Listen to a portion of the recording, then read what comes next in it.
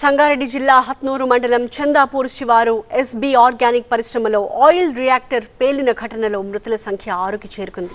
పలువురి పరిస్థితి విషమంగా ఉన్నట్టు తెలుస్తోంది. ఘటనా స్థలంలో సహాయక చర్యలు కొనసాగుతున్నాయి.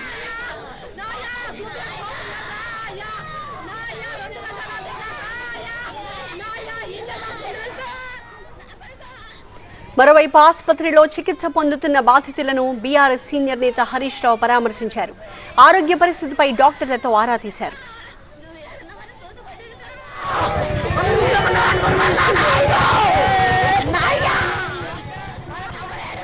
సంగారెడ్డి జిల్లా చందాపూర్ బ్లాస్టింగ్ ఘటన పూర్తిగా ప్రభుత్వం అధికారుల వైఫల్యమేనని ఆరోపించారు మాజీ మంత్రి హరీష్ రావు.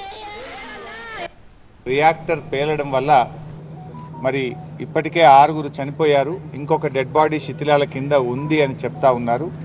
చాలామంది కూడా గాయపడ్డారు. ఇది సంఘటన జరగడం చాలా దురదృష్టకరం.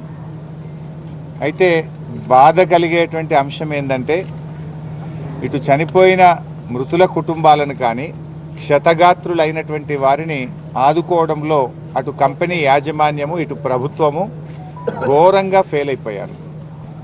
అంటే అధికారులు సరిగా తనిఖీలు చేయకపోవడం వల్ల, సంవత్సరానికి ఒకసారి ఆ రియాక్టర్ యొక్క పనితీరును పరిశీలించకపోవడం వల్ల, ఇవాళ అక్కడ కొంతమంది కార్మికులు చెప్తున్నారు కాలం చెల్లిన రియాక్టర్ను ఉపయోగించడం వల్ల ఈ సంఘటన జరిగింది అని అంటూ ఉన్నారు.